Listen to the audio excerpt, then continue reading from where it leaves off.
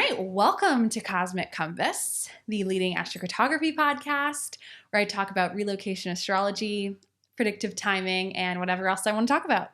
Today, we've got my husband, Alex Vera Woods, here on the show, and we're going to answer some common questions. I asked you guys over on Instagram what your questions were for Alex and me, any assumptions you guys have, any questions you wanted to ask us. We're going to go in depth on all of that. How are you doing today, Alex? Good. I'm so excited to see what are their questions. I'm really curious. Yeah. Save them on Instagram. So, and by the way, if you haven't subscribed to the podcast over on Apple Podcasts or Spotify, be sure to subscribe over on Cosmic Compass and leave us a 5-star review and rating. That really helps to support us as we continue to get new episodes out to you every week. I'm back in the studio, back recording astrology podcasts with many guests that are coming on the show. I've already recorded like 5 episodes, so we're getting those out to you. So be sure to subscribe and leave a rating. That really helps to support us to continue to get this free content out to you guys. And if you haven't checked out my free astrocartography cheat sheet or my new freebie, Mapping Mysteries Revealed, where I answer all of your common astrocartography questions, be sure to get that all for free down below in the description and the show notes. So let's get into today's episode. So First question we got: where are you going, or where do you want to live for the next years? Kind of starting off with a big one. Oh, wow. Where are we going, Alex? Where do you think we're going? What's our vision? What's your vision for our life going forward? Well, next year is like this next 1 year or the next 5 to 10 years? I mean, the next year would probably be France for sure, as we're, I have my citizenship interview May 26th, which is very exciting for me. I've been studying all about like French history and values and government and all this stuff. But after that first year, I mean, if we get that the sky's the limit for anywhere in Europe, because I have the right to work anywhere in Europe. And since we're married, we'd be able to go together. I don't know. I think definitely Europe, though. I think we both want to stay in Europe. Yeah, I think that's 100%. We want to stay in Europe. It's just a matter of where. I personally want to live in Paris for at least the next 2 years. Yeah. Maybe 3 years. I can see us living in Paris for the next several years. I feel very comfortable in Paris, honestly. I mean, like I lived outside of Paris, not far from where we live now, for 6 years as a kid. And I loved that. So I feel like connection there. And, I speak French and I just love Paris. And you seem to be enjoying it a lot too, I love it. Right? I love it. Yeah. Yeah. It was hard at first because we were doing long distance and you were teaching at another school about a couple hours away. And so I was lonely a lot of the week and I would miss you. But I would do vlogs. I would go into Paris and record vlogs just to keep me out of the house and doing things. Yeah. And now I feel like we're really situated in our apartment in Versailles. It's so quiet and peaceful and clean in Versailles. It's just beautiful. It's a little sleepy, a lot of older people, not a lot of young people. So I like to go into Paris once or twice a week to meet up with people. But I love it. I can't see us leaving Paris in the foreseeable future. Only other places I would consider living in Europe are Copenhagen, Stockholm, maybe Oslo, Norway, somewhere up in the north. I don't like too much heat. Yeah. I would say I would want to stick close to the Venus line that I have here, and then you have your sun line. So somewhere where we're at, this like longitude is perfect. Like it's anywhere between like Norway, Copenhagen down through northeastern France down. That's kind of like the area that I think we should stick to, and it's just a matter of eliminating. And I think, the world's going to change. We're going to be entering war years soon. And so it's thinking about like, where do we want to batten down the hatches and hunker down for these years? And I think staying in France 100%, maybe going up to Norway, somewhere it's a little bit more quiet. That's, if things get really bad in 2027, might want to leave Paris. We'll see what happens. And one of the ideas that we had is that, we love Paris so much, but it's difficult during the winter time. But, if we're able to work online, let's say, like if I'm working online at that point as well, we could move somewhere else just for 2 or 3 months, just living somewhere else, working online, and then coming back to France. It's lovely. Yeah. Someone asked, what made you want to move again so soon? Well, we haven't moved in a year. We live in from a year ago. Maybe. It's because my husband's job. So Yeah. we move every year for my husband's job. This is actually a fun fact. We have moved every year. This is the 8th year now. Yeah. You've taught 7 school years in France, and every year we've had to move.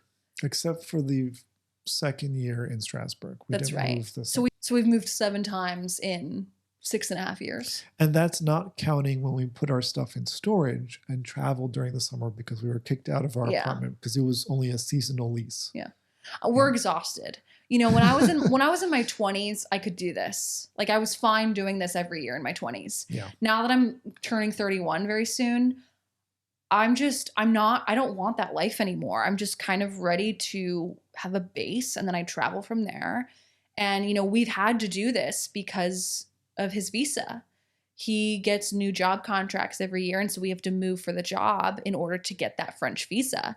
You know, we left in 2018 thinking we would move back to the United States in 2020. Yeah. That was always the plan, right. was to move back to the US. And then when the pandemic hit, I got really into predictive astrology. You know, when all the astrologers online were saying something's crazy going to happen beginning of 2020. And I was watching that in 2019 thinking, let's see what happens. Suddenly the pandemic happened and I realized, oh my God, astrology is so on the nose. All these astrologers called it for over a year, 2 years. They were calling this, making these predictions online on YouTube and podcasts that I was listening to. And when they were right and the pandemic happened, I got really into astrology and predictive timing because I was like, this works. Yeah. Transits work. Life is in cycles and patterns, and we can trace these patterns back in history and see when were similar events happening. Mm-hmm. And so when that happened, I realized the US is going to be going through it from 2025 to 2033. I don't know if I want to go back to the US. And that's why we decided to stay just in case. And now we're seeing, 2023, I made the prediction that Trump was going to have some major astrology involving the United States and the massive foundational changes that are happening to the country starting in 2025. I made these predictions back September of 2023 on YouTube. Now we're seeing it play out. And I'm looking at the astrology for this year, next year, the next year after that, the 2020s. And I'm like, we cannot go back to the US. I have no interest. We will do whatever it takes to stay here.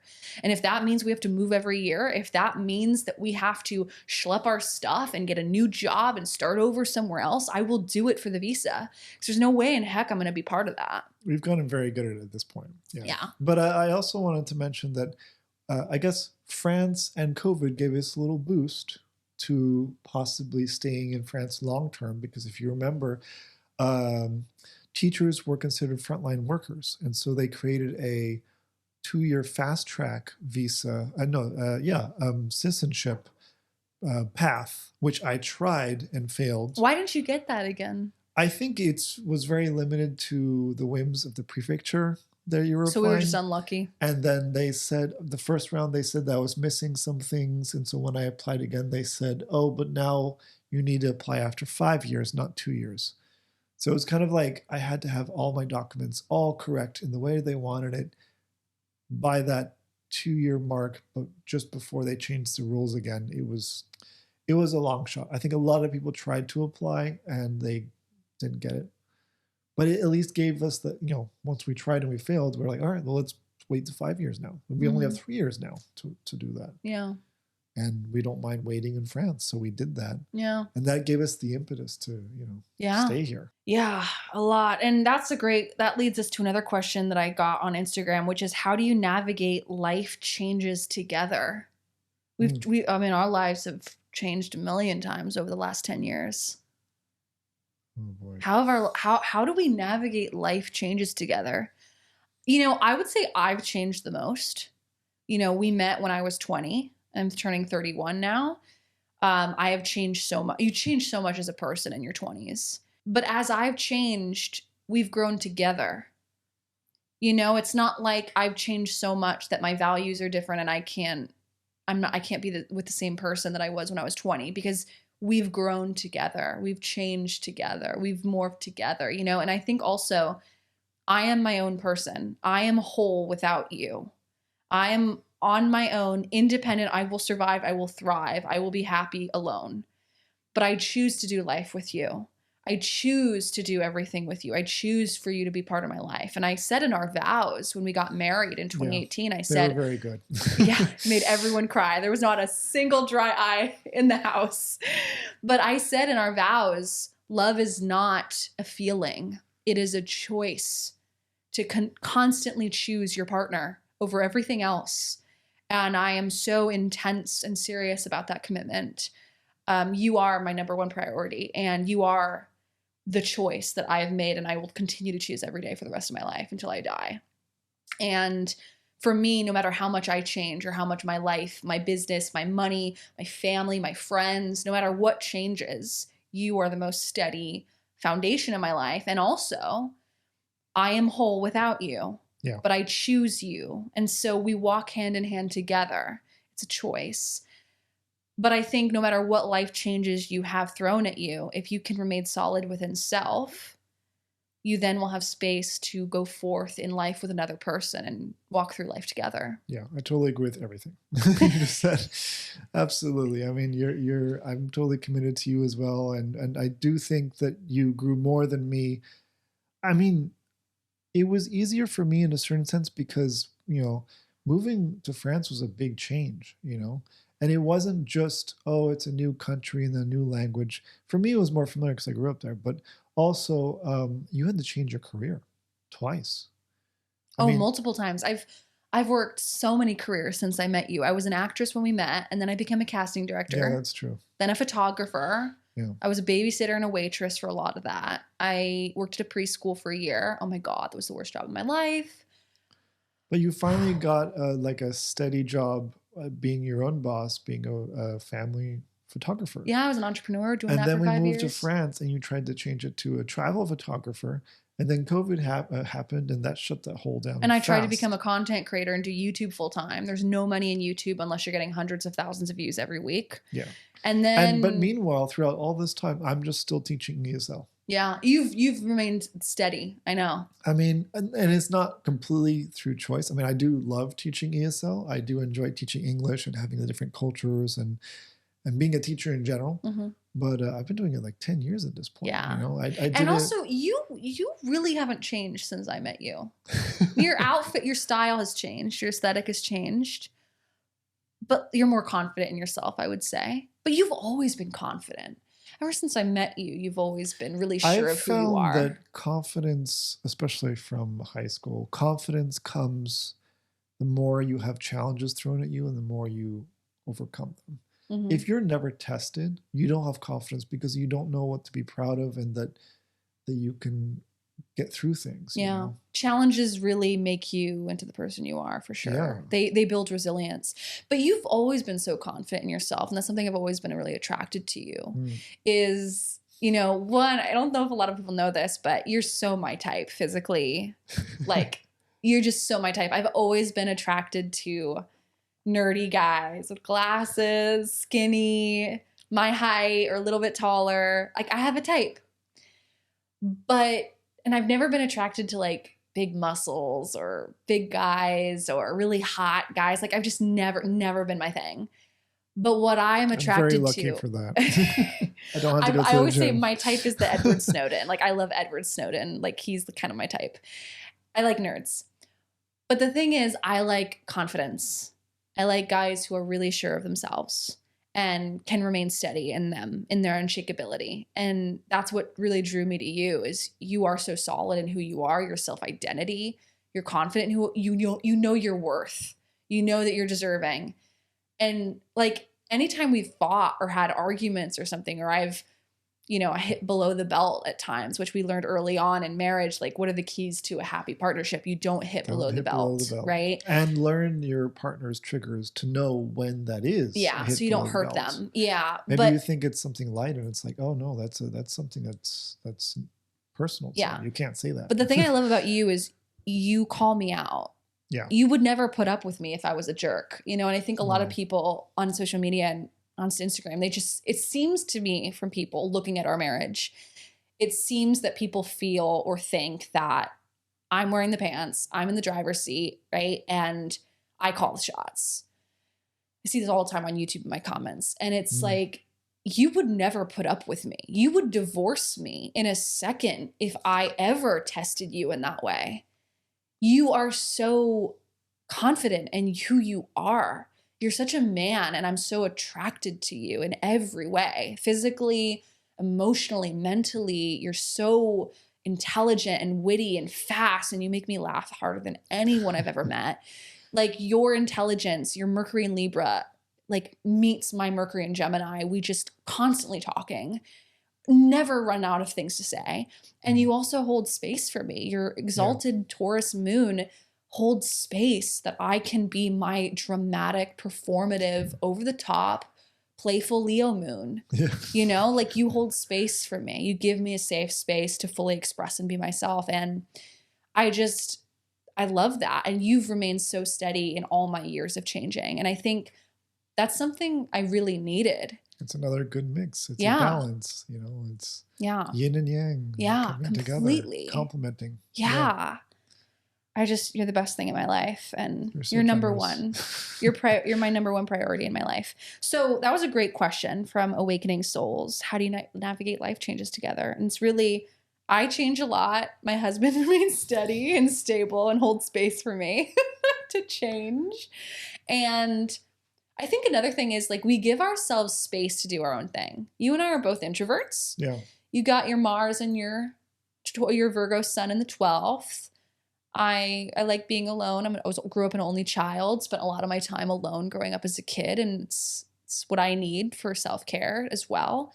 So it's like, you know, we always give each other time to do our own things, whether it's me taking a class online or listening to podcasts on a walk, or you playing video games, playing Brawl Stars, doing the things you love. Yeah, I have pretty much all the brawlers at this point. Not going to brag, but, you know. But, you know, one of the things I just wanted to mention really quickly about life changes, it depends on what kind of life changes you're doing.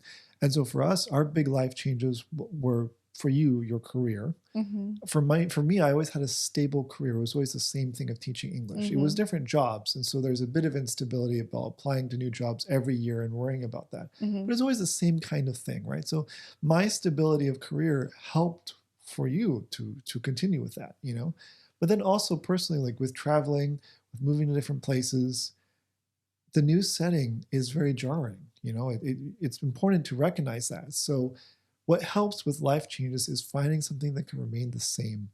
And the thing that helped is we went into our bedroom on the bed, we opened the laptop, and we went to our favorite YouTube vlog.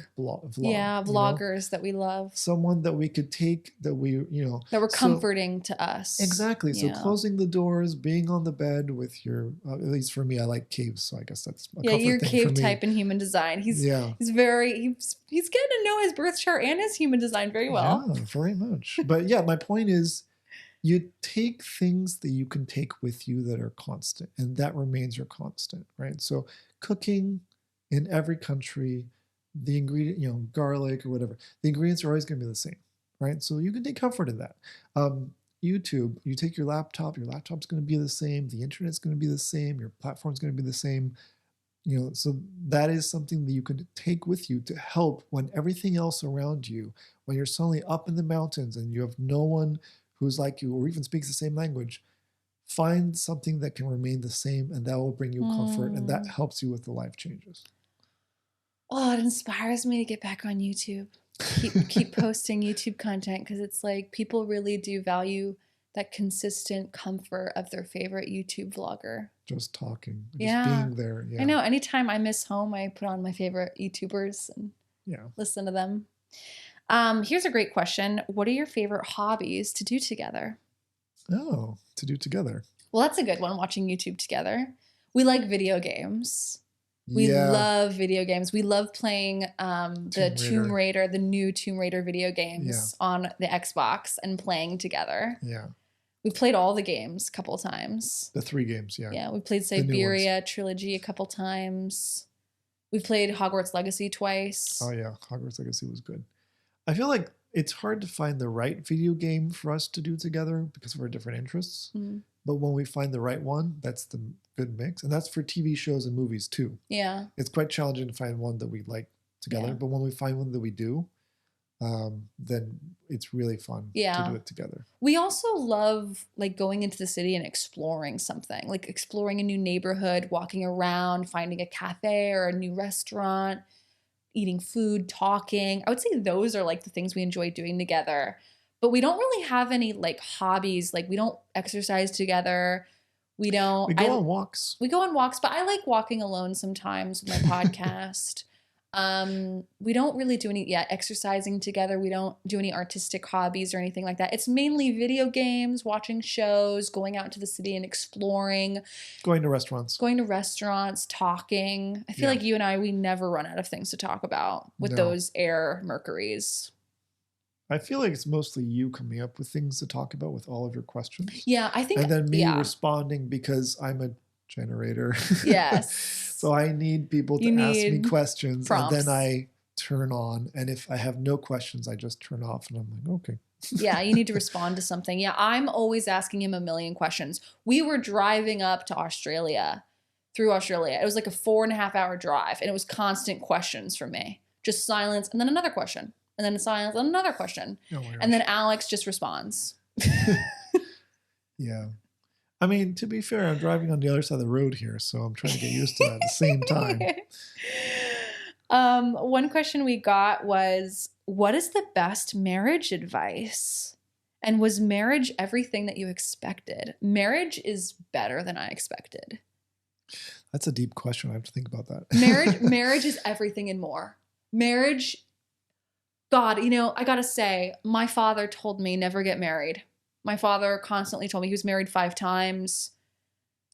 His last girlfriend and him stayed together the longest, and he told me it was because they didn't get married. They were like, because we didn't get married, that's why we lasted. And so I grew up with this belief that love doesn't last, marriage doesn't last, men are cheaters, all the things. You didn't make me. I didn't know you yet. I didn't know. Yeah. But I also knew there were some good guys in the world. Because like my uncle, I have an aunt and uncle. They've been together. I have 3 aunts and uncles, and they've always been together. They're child-free by choice. All of them are child-free by choice. And they've all been together since the end. Mm-hmm. Everyone else doesn't. They have not lasted. Mm-hmm. And I'm not saying that people who choose to have children are going to end up divorced, but it is telling. I do think people who choose not to have children, they prioritize romance and the marriage, and that's most priority if you don't have children is your marriage, right? And so when you prioritize that and make time for that, date nights, having adventures together, having new things together, new common interests, etc., it just builds the bond and you can get through harder times. Whereas when you have children, it's just, I don't know, a lot can happen. But it's interesting that all 3 aunts and uncles, 3 pairs, they have all decided to be child-free by choice and they've all lasted. Yeah. But anyway, I would say it is everything and more. Marriage is the best thing in my life. It's the easiest thing in my life. It's the most fun thing in my life. You are the best thing in my life. And I really thought that marriage would be the worst thing in the world to happen to someone, to me, because I grew up believing that. And then I met you and you completely rocked and changed my world. And you made me see a different perspective. I think for me, to be honest, it was the opposite. Yeah, because my parents always stayed together. I mean, so they, there was never a problem between the two of them, at least from what I can tell. So it seemed very solid. So marriage to me always seemed like something where it was very easy, actually. Mm-hmm. So not difficult, but easy. So if you just get married, it works the first time. You stay together for life. It's very easy. It's very effortless because that's what it looked like for my parents. So it was the opposite for me because I thought it would just be easy. You get together, you get married, then you're just with your partner and it's just easy. I didn't think about it. So for me, is it better, worse, or the same that you expected marriage to be? It's more difficult than I thought because I thought it would be a lot easier. Really? Yes. But marriage is difficult for you. And it's not difficult. It's more difficult than I thought it would be. Because I thought it would be very easy. What does that mean, easy? Explain what that means. Like no effort or thought or challenges, just like coasting, like it's boring. It is boring. It's comfortable. There's no growth in the marriage. And so you're very different from me. Mm-hmm. And I appreciate that because I can grow the most in trying to understand someone who's so different from me.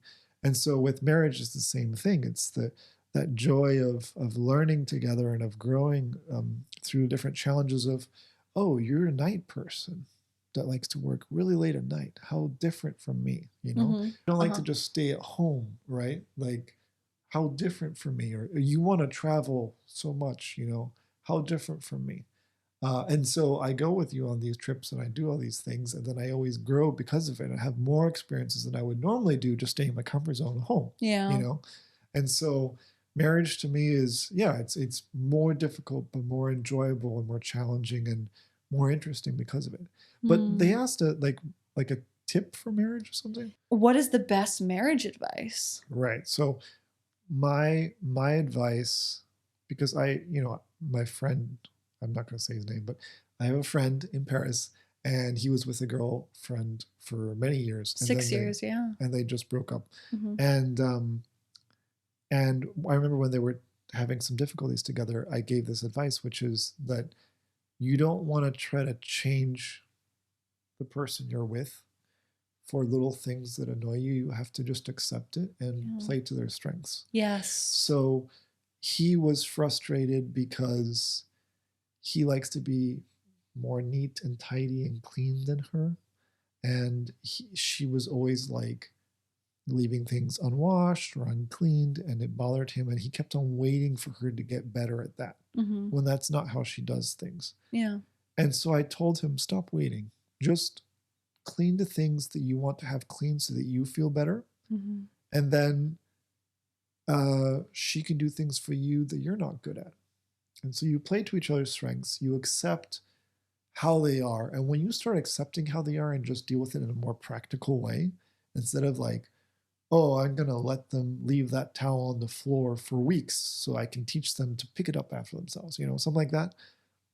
That just accepting how they are and just playing to their strengths, I think that works really well. I think the secret to marriage and a happy marriage is laugh with each other often. Oh yeah, for Laugh sure. generously. Like, be open to laughter. Stop being so stiff. No, don't be too serious about things. Don't be too serious. Don't Laugh take things things too off. seriously. You make fun of me constantly. You're constantly teasing me. Yeah. I love it.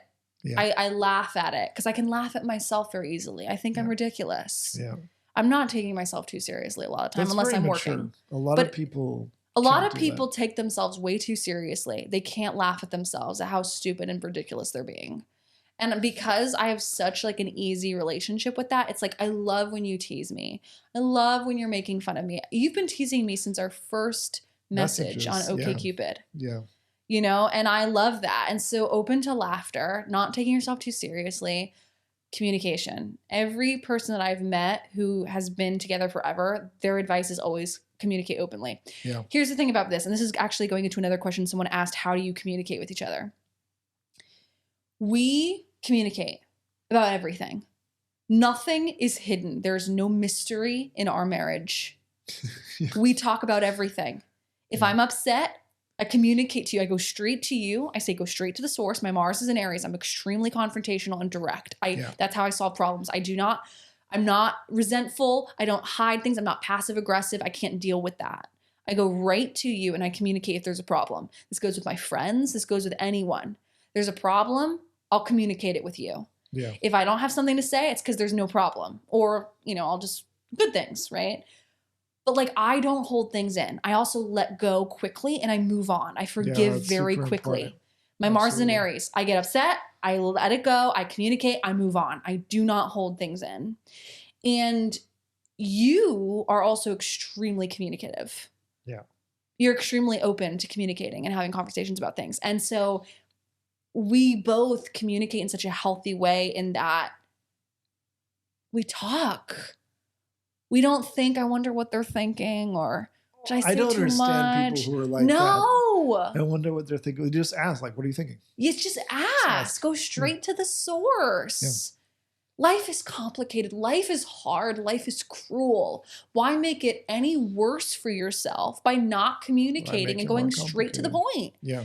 Keep life simple for yourself by just communicating openly. Mm-hmm. And this doesn't mean that you're picking fights all the time. I think sometimes when people think communicating openly, they'll be like, oh, that means, you pick fights with every little tiny thing. It's like, no, pick your battles. Choose when to also bring it up. I mean, if someone is breaking down because they're having a hard day at work, you're not going to just pile on saying, by the way, you never unload the dishwasher. Like, no, just Yeah. wait until it's a better time when it's neutral. Yeah. Bring it up in a healthy way. Yeah. Just, listen to me. Yeah, and you tell that to me. You'll be like, "Hey, honey, I noticed, you did this earlier today, and I didn't really appreciate that."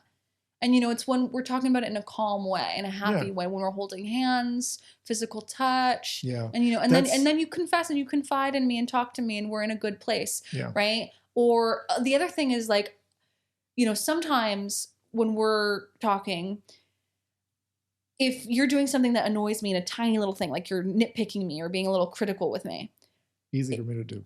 Yeah, it's very easy. You're very critical, but it's okay. I love it. I accept you. Yeah. And that's another tip.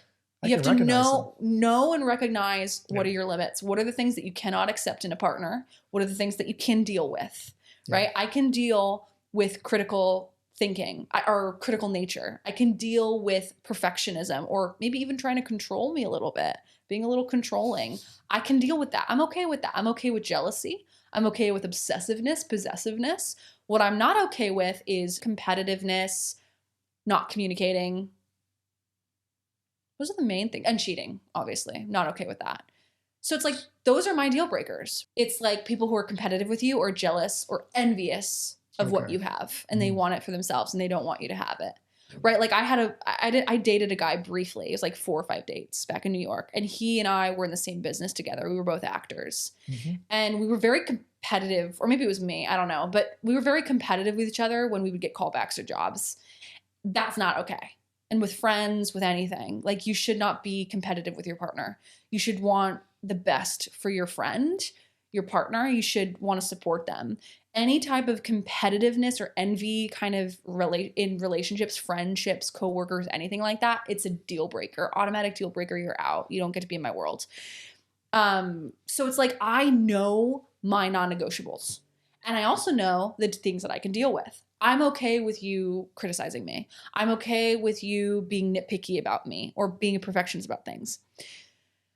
And so, but I also communicate if something's bothering me. Or if I do it too much. If you do it which too is much, easy. like if there's a day where you're just being a little too critical, I'll be like, hey, stop that. I don't like this. Right? Move on. Let it go. Move on. We move on with our day. So healthy. Yeah. And we're not being dicks about it. We're not being rude. We're just being honest, communicating our needs, and moving on. It's presence. Literally, that's, I think, the healthiest way to deal with relationships. Yeah. It's healthy to communicate and to not hold on to things, to grudges or resentment. It just, that becomes toxic. It's important to just communicate it, and sometimes just knowing when to communicate, but making sure that you do. You know?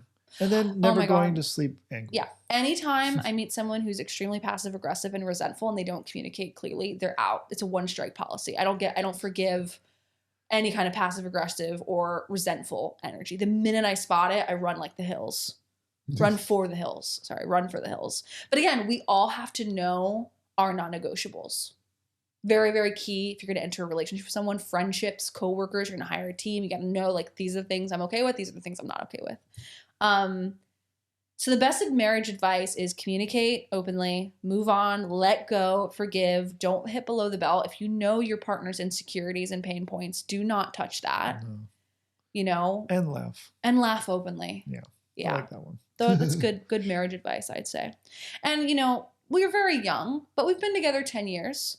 I would say we're the most successful, one of the most successful relationships I know of, because we're extremely happy and fulfilled. And I don't know, I think we're very successful. I'll definitely say living in Paris and just deciding to go a weekend to Venice is pretty exciting to me. Yeah. Yeah. And also make time for sex. Like, sex is a very healthy, important thing to prioritize. It's very important to have like a healthy sex life, romance, keeping that alive, I think is very important. And I think for anyone who struggles with that, it's how can you get in touch with your own body first?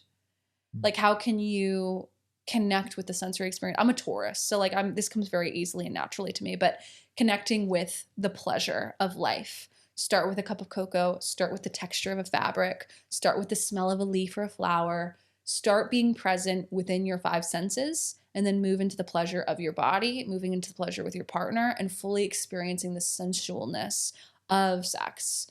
Because it truly is a sensory, pleasurable experience when you are able to stay present and connect with the moment, and you're not in your head, you're in your body, neck down, when you're fully living in your present body, sex is an incredibly like spiritual experience. How did you know he was the one you wanted to spend the rest of your life with? You start with that. How did you know I was the one you wanted to spend the rest of your life with? Well, I think you knew it first, but oh yeah.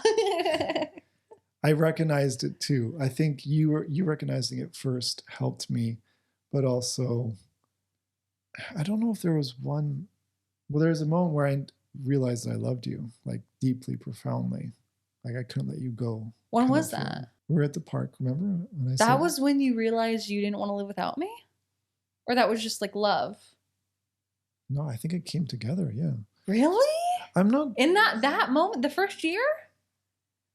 No, because I think it grew. In our second year, I realized I wanted to be with you forever. Or at least I knew I saw a future with you. And then I asked you and you said you didn't. And then we had a little bit of a problem. A tiff. A little bit of a fight. Probably one of the biggest fights of our lives. I don't say it was a fight. It was literally we went to a park and talked about it. Yeah. Okay. That was after. But after we moved in together, we went to Iceland. That was the trip where I realized I'm going to spend the rest of my life with him. I was on my Venus descendant line. That was where I realized it because I saw you take care of us. We were wild camping in Iceland and it was freezing. It was in October. It was so damn cold. We packed a suitcase of Trader Joe canned food. Yeah. We ate beans out of cans for a week in the countryside, wild camping. And you took care of us. Like the car, we slept in a parking lot one night. Like we were so poor. We were so broke. We were working minimum wage jobs. I was hustling 7 days a week in order to pay rent. Like this was the year before France, by the way. All the people who were like, oh, you're so rich people's problems. It's like, F you. We hustled to get here. But when we went to Iceland and I saw you take care of me, I was like, damn, he's a provider. He's a husband. I remember one night we were thinking of, we tried to sleep in the car. And we decided that like they were closing the parking lot at the spa where we were at, the Blue Lagoon. Oh, yeah. And so we were going to sleep in the parking lot of Blue Lagoon. But it felt like we weren't supposed to be there. And so we decided to leave. So we drove to this parking lot right next to where we were going to return the car. And we were next to like shipping containers, just in the middle of nowhere with the lights on and everything. And it started raining and we decided to try to sleep in the car in those conditions. Oh my God, it was so cold. And I figured out, because we didn't have space in the car. We were just in the seats, remember? And so what I figured out is I took the big suitcases that had the rest of our food or whatever and tucked it under the car so it'd be protected from the rain. And that gave us space to like spread out a bit so that we could sleep sort of in the car. Yeah. That was a challenging moment. Wow. When did you realize I was the one? I don't know. I don't remember. There wasn't a moment? I don't think so. I mean, thinking back, it's hard for me to imagine that I ever didn't think that. But you're right. When that there was a time when I didn't know for sure, and we had that tiff. And so I needed to know, but I don't know. I don't know when there was a specific moment. It felt natural and gradual to me. This is a question I've already gone in depth with. We've talked about this in a past YouTube video, so you can find that video up here if you want to watch it. But we'll briefly touch on it. How did we meet? OkCupid, online dating. Online dating, yeah. Yeah. My Mercury descendant line. It was his Mercury ascendant, and a couple other things. He had Saturn there, some other things. But I was doing my master's at Columbia University in New York City. And had you dropped out of PACE at this point? Or were you still there? Oh, yeah. Okay. Yeah. So you dropped out of PACE to pursue your acting career full time, and you were you waitressing at this time? Or I was waitressing. I was working at the Ellen Stardust Diner, singing waitress. Making a lot in tips, I remember. Oh, yeah. And so those are two completely different lines of work. We never would have met otherwise. No, we had to meet online. And I really liked OkCupid at the time because nowadays, you have Tinder where you just swipe, where you have no information on the person except a picture. I really don't like that. with OkCupid, you had like a mountain of information. Just you question after question after question. Like it was the general profile, remember? And then there was like 100, 200. I don't even know how many questions. It kept on coming. Yeah. And every question you answered gave them like an analytics, like statistics. And so we could go in and see we're compatible in like 10 different categories up to a percentage. And I loved that we were so compatible on OkCupid. Yeah. And also at that point, I had been dating so many guys, like 1 dates, 2 dates. At that point, when I met you, I had been not in relationships, but I'd been seriously dating 3 different people before you. And they all broke my heart at the last moment. And I was just so jaded. I was just so over dating. And I really thought like, I'm going to be single forever. And that's okay. And I remember writing this in my journal. And I literally remember the moment like it was yesterday. I was in my bedroom in Harlem, 135th and Broadway, 5th floor walk up. I was in my bedroom, whole wall of pictures, posters, Vogue, fashion, Broadway, all the things. Any pictures of Paris at the time? No. Or was that just Broadway? Just theater, some travel pictures. But I literally stood up and I said, I'm done dating. I'm deleting my OkCupid profile. I'm done. I'm done with this. And then my inner voice, my intuition said, just swipe one more time, just swipe. And so I literally went through and swiped through the guys that came up. That's right. You can still do that. Yeah. Yeah. One final time. When I saw your picture, I knew. I can't even describe the feeling. It was just this feeling of I have to meet this guy. Your picture was so striking to me. It was like I could read your soul. It's like I could see through you. You felt familiar to me. Like I knew you. Like my soul knew you. Not Helena, but my spirit knew you in some way. Thank you, college roommate, for taking that picture. Yeah, I mean, you had these Paul McCartney brown, soulful, like droopy eyes, and they had so much soul in them. So much soul. And I just like knew, and I was like, I have to meet this guy. And then I went to your profile, and of course I went right back to the bottom of the page first thing, and I saw zodiac sign Virgo.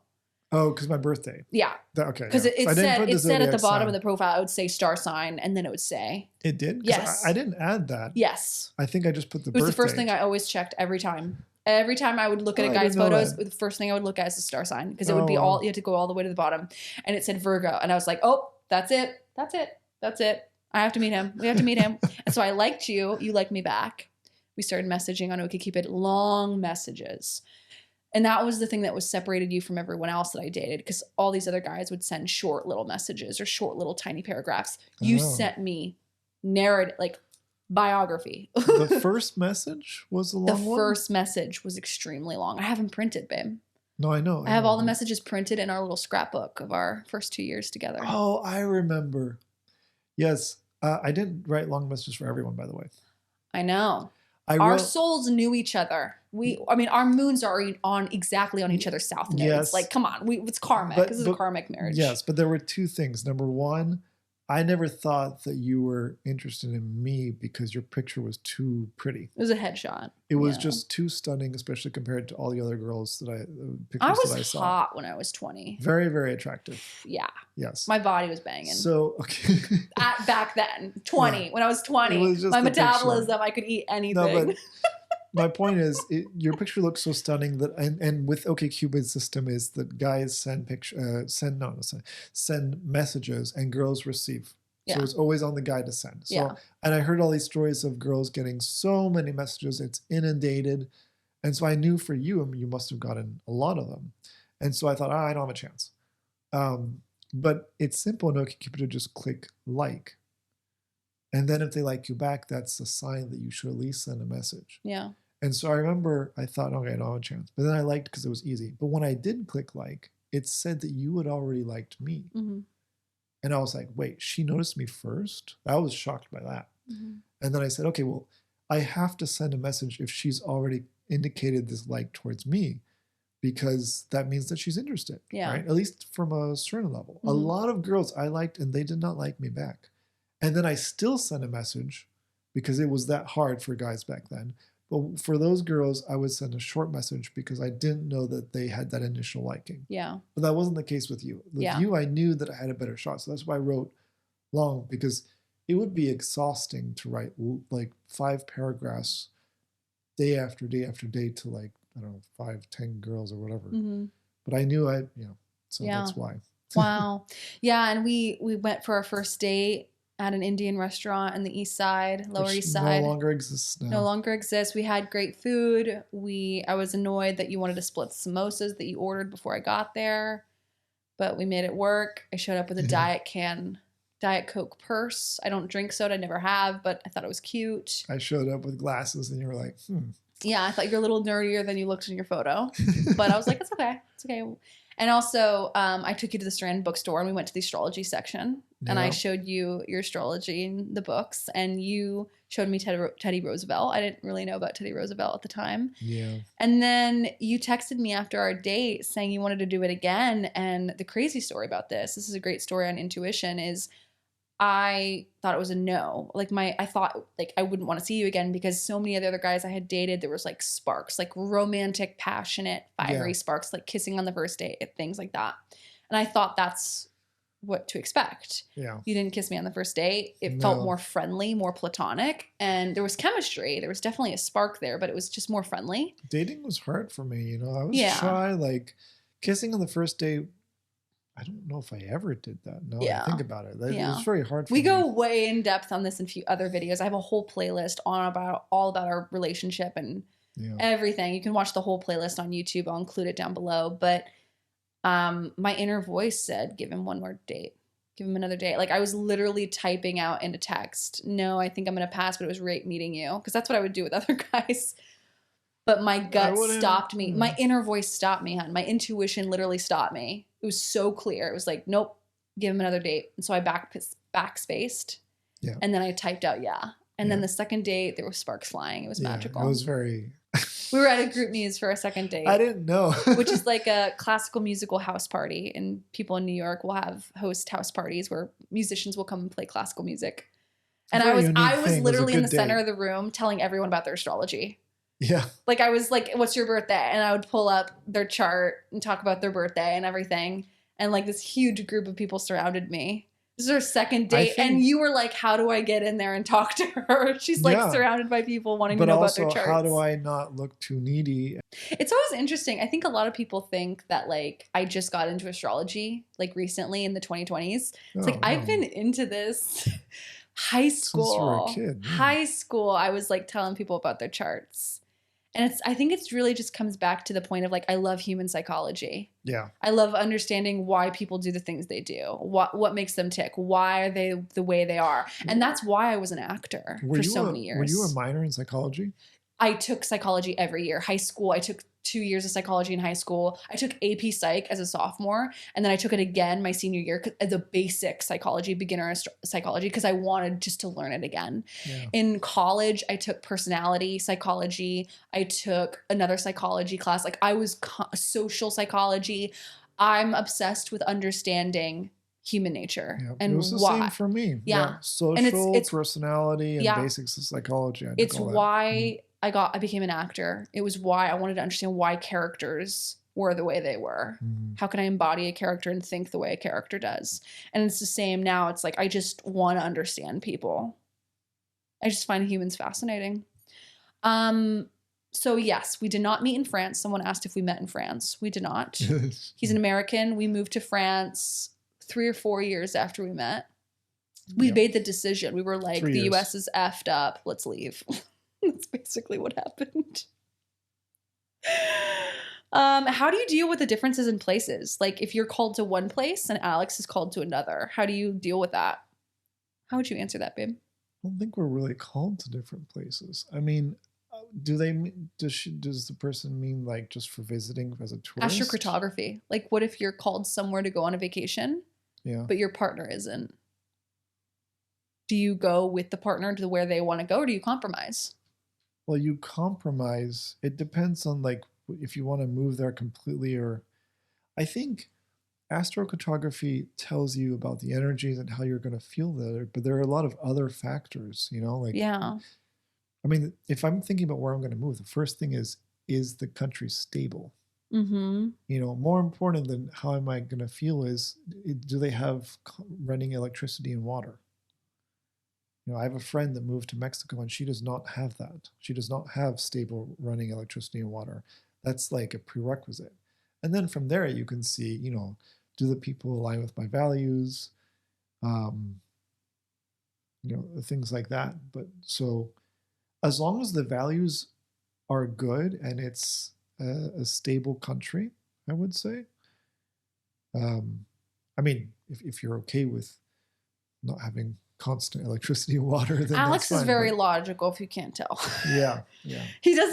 Alex doesn't care about the astrocartography, although I will look at it No, for I him. do. Sometimes I forget, but most of the time I look for you. I just think, you know, the most important thing is, do you have the foundation of, is the place safe? Is it safe and reliable? And there are a lot of places that are. Like, they're all across the US, everywhere in the US is, I would say, is relatively safe and reliable.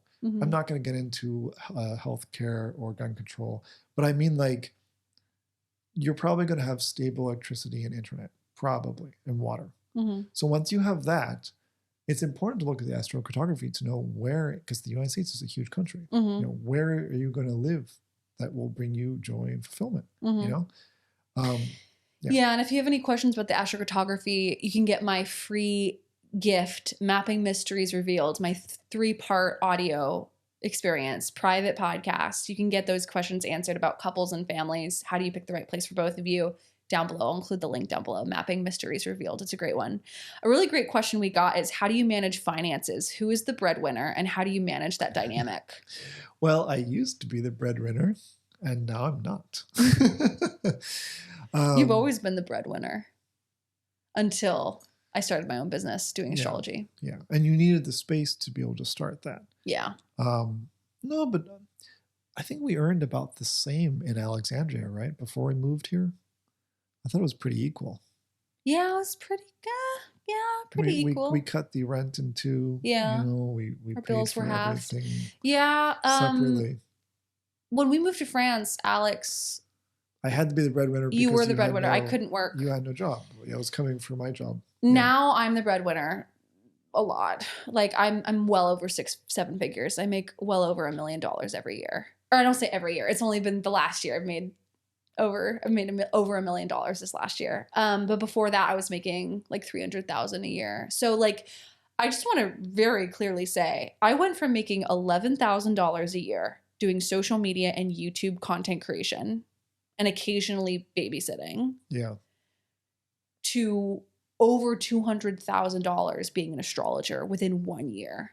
Whoever says that your life cannot change in a year has literally never experienced it. Yeah, my life has completely changed in 1 year from starting my business. I went from not making any money and not knowing how I was going to have money to travel, living on my savings, which I built a huge buffer before we moved to France, working minimum wage 7 days a week in order to be able to move to France.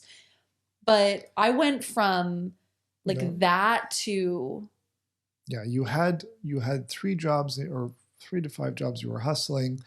Dog walking, babysitting, waitressing, retail, working 2 different retail jobs. And then you had no job because you were no job for 2 years, yeah. Except a little bit of babysitting, but that was just very little, yeah. And then you did some photo shoots, remember, in France. And then you went to now this huge business. 10K months, right off the gate, You needed to have the space to grow, you know? And you provided that for me. Yeah. So I wouldn't be here today if I didn't have your help. And I think a lot of people think, oh, she's so privileged. She has no idea the privilege she has. I see this all the time on all my book reviews and shit. I'm extremely privileged and I'm very aware of my privilege. And I think, you know, moving to France and you giving me the space to figure out what I wanted to do with my life was a huge blessing and a huge privilege. And also, I asked you to pay me an allowance every month when we moved to France so that I didn't feel money scarcity. Yeah. I wanted to feel abundant moving to France and I didn't want to feel like I had nothing. Yeah. So you got the job. We moved for your job. Yeah. And then I asked you to give me money, you know, I think it was like $150 a month or something very small, but it helped me feel like I have something. Yeah. Like you were earning at least something every month. So I didn't have money scarcity. And as the breadwinner masculine provider, I felt like it was my responsibility to give you some funds. Yeah. Because you were giving up the ability to work to come with me in France. Yeah. You know? Yeah. How do we manage the finances? I would say you kind of look at that and organize that for me. I'm more focused on the planning. You earn most of, you're in the vast majority of our finances. So basically, if I feel like you're spending too much, I let you know. Mm-hmm. I kind of try to provide an even keel. But usually it's not a problem recently. But I think for both of us, like, it's also the value of what we're spending money on. Like, just because we have money doesn't mean we're going to spend it on something that's not worth it, you know? Do you feel emasculated with me as the breadwinner making a lot more money than you? No. And I think that's, maybe it's very progressive, or maybe it's like we were talking in the other podcast about, you want your partner to be successful, you know? I as a man, I could say, oh, I don't like that she's making so much money. I want to earn as much as her, or earn more than her. And I'm like, no, we earn together. So when I earn more, she will benefit. And when she earns more, I benefit. We both benefit. I know. Yeah. It's teamwork. And also, my money is our money. Yeah. It's our money. You know, it's funny. It's like, I think the money you earn is your money first, but then our money. Yeah. It's our money, though. Like it's ours. And, you know. And how do we manage that dynamic of, like, me making a lot more money? I mean, there is no change dynamic at all. We're the same people, regardless of how much money one person makes versus the other. I would say I maybe have a little bit more weight on my shoulders and responsibilities and a little bit more stress, because now I'm managing a team and I have very high bills every month to keep my business open now these days. So it's like my overhead costs are higher in order to keep the business running and growing. And so I was actually talking to you last night about this. Like, I do feel a little bit of pressure to, like, you know, responsibility in that sense. So in that way, it kind of has changed my dynamic of, like, I am kind of taking care of things a little bit more. But on the other hand, you take care of me in all the ways, whether it's planning our trips, driving us places. Like, you're always driving. I'm passenger princess, right? Or, you know, and I'm glad that I can do that. You plan our meals. Yeah. You decide what you're making that night for dinner. You plan the schedule. You kind of control what we're doing in a lot of ways in our personal marriage. And so it's like, it hasn't changed the dynamic. Just because I make more money, it doesn't mean, like, I live in my masculine and I'm suddenly not in my feminine, which I hate that phrase. And I've talked about this in the previous episode. Yeah. I hate the idea of masculine versus feminine. My belief is simple. Just be you. Just be yourself, and stop even having the thought about, I need to live in my feminine or my masculine. That's archaic thinking. We've got to get out of that idea. It's so archaic and old thinking. Let's be more progressive and just be yourself. Be who you are. Yeah. Some days you might be more in your masculine. Like, when I'm running my business, I'm a little bit more in my masculine. When I'm with you and we're not working, I'm so in my feminine. I'm changing throughout the day with my emotions. Like, the moon tide shifts, I shift. But I'm never one way. And I think no woman, no man, no person should ever think, I need to be this way or this way. I need to be in my feminine and man up, my masculine man. No, it's bullshit. It's archaic. We've got to get out of that thinking. And I'm so against it. And I'm tired of seeing all these influencers and social media people and podcasters, like, talk about why women need to be in their feminine, because it's BS. And I get so fucking fired up about this topic, because it's like, why can't life be simple? Why can't we just be who we are and feel how we feel in the moment? We're not brands. We don't have to be a certain way. We don't have to be and look a certain way. Who are you? How do you feel in that moment? That's the moment you should lead with. Be in the present moment. Stop living under this idea of identity and ego and branding. Just be you. Anyway, I'm off my soapbox now. Yeah. I think we can take a step back from masculine, feminine, and gender stereotypes and gender roles, and looking at, like, you know, identity, like you said, but also, to me, it's an issue of control. Who feels like it's important to not try to control your partner. That's actually a personal trigger of mine, to not want to be controlled. Always has been, for my family and for myself. And so I really appreciate you giving me the chance to be in control, to control meals and driving. And, like you say passenger princess because it sounds like a nice thing. It's fun. Right. I don't like driving. I mean, I like driving, but I'd rather. But for me, do something else. I feel like I would almost suffer if I was a quote unquote passenger princess or passenger prince for me. But like it would be, I like being in control of the car. I like controlling. And you like to be in control. I would say you got a Venus, Pluto conjunction, and Scorpio. You like to be more in control in general in our dynamics, and I'm happy to give that. I don't like being in control in our personal lives. I'd happily give you full reign to decide everything for us. But it doesn't matter that you're a woman and I'm a man. Yeah. Like if I didn't want to worry about logistics of things and how things are going, and I wanted someone to just plan everything for me, and I wanted to just sit in a passenger seat and do whatever, it doesn't matter that I'm a man and I feel that way, it's just, that's the dynamic for us. And so I like planning things. I like logistics. I like driving and being in control of the car and of the I like grocery shopping, we arrived at the Airbnb last night and I was like, it's late. It's like 7:00 in the evening, but I need to go get food and I need to go to the grocery store. And you were like, why? Just get, whatever you can here. And I'm like, no, that's important to me. And so I went and I got grocery food and I came back and I was so happy. I was like over the moon. So I chose the foods My little tourist moon loves his food, loves his comforts. Food is important to me, very, very important. And I recognize that. And so he also has Venus in the second house. When I have the foods that I want, that I can choose, that's up to me, I'm happy. It's very simple. Second house, by the way, in astrology is food and resources and nourishment and nutrients. So whoever in the partnership wants to be in control, whoever in the partnership likes being taken care of, stick to that. I have a burning question to ask you, and I'm sure that people want to know. Okay. Well, actually, I don't really need to know this question because somebody asked it, right? Yes. Okay. How do you build trust with one another when you're traveling the world alone? How do you trust that the other person won't cheat when the other person's traveling? The fact that they have to ask this question is concerning to me because trust, it comes so naturally to us. It's kind of like breathing, Yeah. It is breathing. We don't really have that kind of concern. We've never even had to have this conversation. I mean, we have had this conversation in our early days, like in our first year dating. I was, I grew up with my dad cheating all the time, 5 marriages. I dated a guy very briefly, just dated, who, started seeing someone else, and that left me really scarred.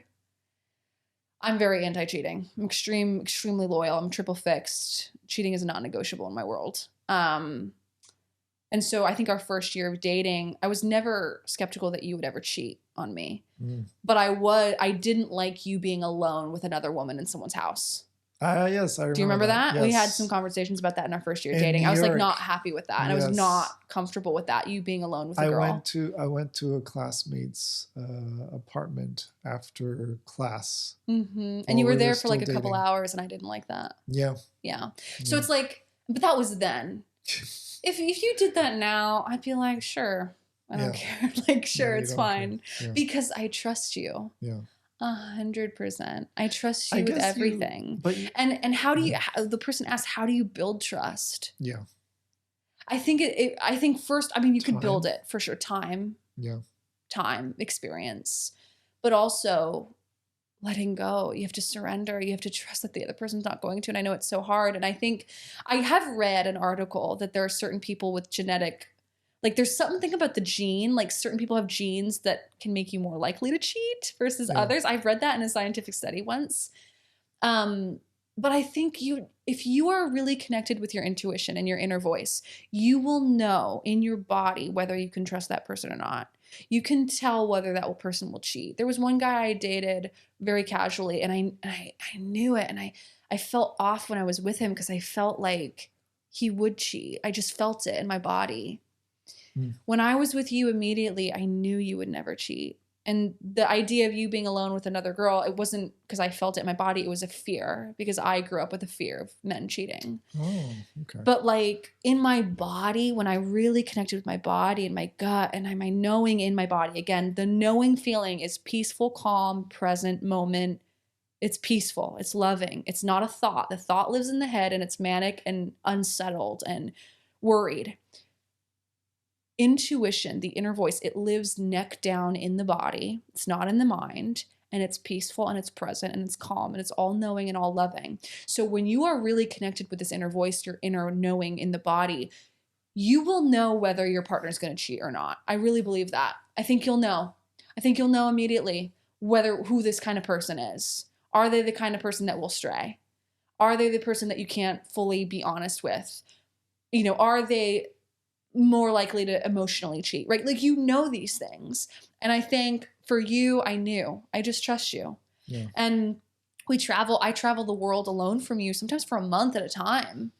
I've never even thought about worrying about you, ever. Not once have I ever thought about being worried about you. I never thought about it either for you. Yeah. Because we know each other. And also, you would be scared if you cheated on me. I would fucking make your life a horror story. Yeah. No, but it's a joke. It's a joke. But he knows, like, you better not cheat. But he won't. It'd be a very cold doghouse that I'd be in. It'd be a very cold doghouse. Yeah. That's a joke. But I think, but it's true. We had to build up to that level of trust. So I guess. How do you build that? You spend time together, and the more time you spend together, the more you know the person. And so I think, to trust the person well enough, you have to live with them first. So you can see their habits, their behaviors. So we moved in together, and then we spent a lot more time together. We were able to get to know each other more, not just spending a night because we lived down the street. That was pretty cool in New York. But then when we moved in together in Alexandria, we were able to get to know each other better. Mm-hmm. And then from that, having shared challenges of moving to France and while still living together, that was a challenge. And so the more time you spend with someone, the more you're able to see what they do. And one thing that comes to mind, because I never would have thought of this question, I was like, how do I know? I don't even think about it, but why? How do I know? It's because we're obsessed with each other. Oh, yeah, we are. So the idea of us cheating is like, why would we wouldn't do that, because that's not what we want. We want to be with each other. We want to spend time with each other. We're obsessed with each other. It's like So if you had someone who wasn't obsessed with the other person, hypothetically, then I can see the worry of cheating creeping in, because you feel like you're not good enough. You're not exciting enough or fun enough to satisfy the other person. And so that is a concern, but that's something you have to talk about. And I think the way I always thought about it is, if they even want to cheat, that means that I am not attractive enough to pull them in, Mm-hmm. And so then that means that then it's not going to work, because I wasn't, not as a self-esteem bad way, but like, I should be the most exciting, attractive. I should be like honey. Mm-hmm. That's how I pictured it in my mind. That, like, if a girl wants to be with me, this was back before we were together, but that was the idea. I should be like honey, and the bee should want to come to me. And if they're attracted to something else, that means I simply wasn't alluring or attractive enough for the next person. But that's what I mean when I say, like, you're so confident in who you are. Yeah. In your self-identity. Yeah. And you've told me before, like, there was a girl before me that you liked, and she didn't go after you back, and you were like, it's her loss. I remember you told me this. This was way back when, babe. This was way back when. You said it was someone. I don't know if it was the girl before me or someone that you were dating. Sure. Okay. Yeah. And you said it was her loss. And I was like, you said it so calmly and neutrally and casually. And I was just like, yeah. Hot. Like, you're so confident in who you are. Yeah, it helps. Yeah. You really are. You're so sure of who you are and what you're worth, and that you deserve the best. And I really believe it's partly what attracted me to you and why we came together is you know your worth. And I felt the same way. Yeah. I was ready and able to find my life partner at the time that I did when I was 20, very young, but it was because I knew my worth and I knew what I deserved, and I deserved the best, and I wasn't going to settle for anything less. Yeah. And if that means I had to be single and not be with someone, then so be it. I'd rather be single than be with someone who doesn't treat me like the queen that I am. Yeah. And I've always had that sense of knowingness about me. Yeah. And that's what I think allowed, I don't say I manifested it, but I allowed the universe to meet me there. Yeah. So if I may try to teacherize this by summing up, it sounds like in order to build trust, first you have to overcome challenges in your personal life to be proud of them, to build a strong foundation of self-esteem and self-worth and value. And when you know that you have a strong self-esteem and self-worth and value, then you are ready to have that relationship with someone else where you know that they should be attracted to you and only see you and be eventually obsessed with you. And when that feeling is mutual with both partners, you don't even have to worry about someone going out with someone else because you know that you're what they want. Yeah. And there you go. And we're so attracted to each other in every way, mind, body, spirit. Yeah. It's like when you find that level of attraction, it's like, yeah. And it's also just like, I don't know, I think some people are just not genetically predisposed to cheating. You've even said this from the beginning. You've said to me in the very beginning of dating, you said, if I ever cheated, I would not be who I am. Yeah. I'd be a completely different person. Yeah. Because it's so antithetical to my values. To your human nature. I know. So and you said that to me and it really stuck with me. It would, yeah. I would be a different person than who I am now. And I'm the type of person that is loyal to my death. Yeah. Like I will die for you. I will put myself in a freaking line of fire, a car for you. Yeah. Please don't. Yeah, I know. I'm very intense in my love. But and like I've said to you, this scares you sometimes, but I'm like, gosh, like if you died before me, I don't know if I would survive. I really don't. No, you're the best thing in my life. You're my world. And at the same time, I'm also extremely independent and I'll be fine on my own. Yeah. But it's kind of contradiction, but it's both. I'm fine on my own. I'll survive and thrive on my own. And also, you're the best thing in my world. And you're my top priority in every way. Yeah. And I think when you know your values, you know your priorities, and you prioritize your marriage and your partner, decisions are easy. When your values are clear, decisions are easy. Yeah. When you prioritize your marriage and that's a top value for you, any other decision that comes about in your life, it'll be easy to make those decisions. Where you travel, where you want to go next for your vacation, what life decision you want to make next. You know, all of this is easy when you know your priorities, your values, and what's important to you. And I think humans make things complicated. Human beings make life complicated. It's really not. It's very simple.